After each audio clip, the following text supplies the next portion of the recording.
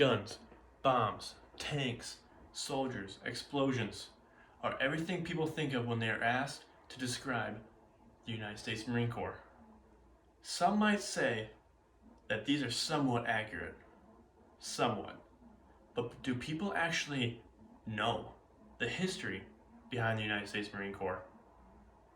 Or do people even know the training and the dedication those Marines put in to do their job to protect these citizens?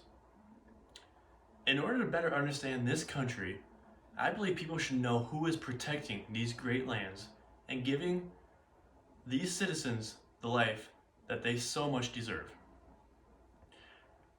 Since I have recently signed up to become a United States Marine and have done strenuous research, I believe that I am credible to describe this highly valued and decorated and respectable branch known as the United States Marines.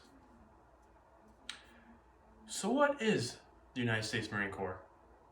The United States Marine Corps is a branch of military responsible for conducting expeditionary and amphibious operations within the United States Army and Navy. They are among the best of the best of the best amongst the United States Armed Forces and are the first to respond to any major conflict or war that occurs within or outside the United States. According to the website U.S. Marines History, How Was the Marines Corps Founded Twice by Merrill Fabry, the Marines were formed on November 10, 1775, during the American Revolutionary War against Great Britain. They were formed by a man named Captain Samuel Nicholas by a resolution of the Second Continental Congress. Captain Nicholas believed that in order to beat the Redcoats, the Americans needed a quick reaction force, or a QRF, that was able to travel on any ship and be deployed on any part of land at any given moment. The Congress ordered that 2 battalions of these Marines were to be raised under Captain Samuel Nicholas. After many victories by the Marines, the Congress saw how effective, and from then on, the Marines were used in every single conflict after the Revolutionary War. Now that we learned how and why the United States Marine Corps formed and what even is the United States Marine Corps, let's talk about what conflicts and wars the United States Marine Corps have been a part of and how they have made a difference in those said wars or conflicts. According to a website called USMC Wars and Conflicts, written by a historian named Clausen, the very first amphibious raid was in 1776 near Fort Nassau. During the Revolutionary War, the Marines destroyed the Redcoats by surprise because the Redcoats did not realize that the Americans had these many forces on those many ships when they docked on the beach. The Redcoats were overwhelmed by just the sheer numbers, and from then on, the Congress saw just how effective this fighting force was and decided to make them a separate branch, a part of the Army and Navy. After this, the Marines have been part of every fighting conflict and war since all the way to present day. The main difference the Marines impose in conflicts is that they're able to deploy anywhere on the globe due to the flexibility to deploy anywhere, and that the Marines were trained differently than other branches of the military. But I will get onto that later. According to a website titled as U.S. Marine Corps Casualties, the greatest number of Marines that gave their lives in a war was during World War II.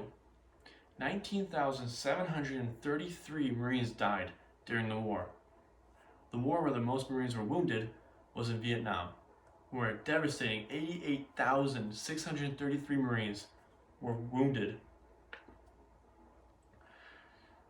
Over 44,537 Marines were killed total over all the wars ever since the Revolutionary War. But most die due to post-traumatic stress disorder caused by the horrors they experienced during these wars. Now that we know how involved the Marines were in all the wars and conflicts that the United States faced, what made them the best of the best and the first to go in? How did the Marines train? What does a recruit have to go through in order to become a United States Marine? Well, since I recently joined to become a United States Marine, I have a first-hand glance of what it takes to become a United States Marine. First, MEPS, also known as Military Entrance Processing Station. What MEPS is that they take each willingful and hopeful recruit and put them through a bunch of tests, physically and internally, to make sure they are physically and internally capable of being a United States Marine and going off to basic training. But basically, MEPS is just a giant physical, or a giant sports physical. Once you pass through MEPS, you get a ship out date. Now that could be within 3 weeks or 3 months.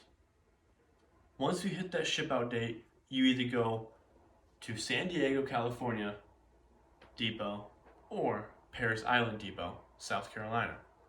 What determines that is either if you're west coast or west of the Mississippi or east of the Mississippi. If you're east, it's San Diego. No, if you're west, it's San Diego. If it's east, it's Parris Island. I will be going to San Diego.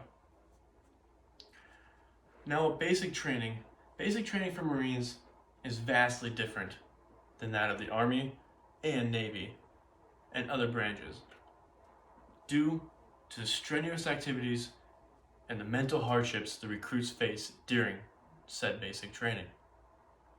Drill instructors are non-stop in your face 24/7 during basic. You don't get a single time where you aren't yelled at, to clean up, or to perfect something. The Marines are held highly on standards, morally, commitment, etc. Marines hold these values and take them to heart. The drill instructors drill these values into the recruits. There are 4 phases of basic training. The first phase is processing. The second stage is grass week and getting familiar with your weapon.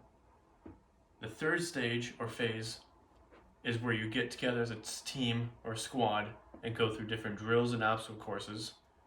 And fourth stage is where you basically become a United States Marine. This is the true and final test. Now, there are many, many, many things that I have left out that go on in basic training. I simply cannot fit this all within 6 minutes.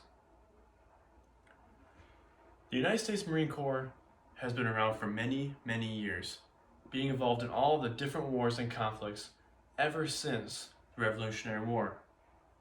Their training is unique, and the Marines hold themselves up to higher standards than most branches of the military. So answer me this: who protects the citizens of the United States? Who protects the citizens of the United States while all of us are fast asleep in the safety of our homes? Who put their lives at risk so that we may live our lives free? Who sacrifices their lives so that we may live ours? The United States Marines do.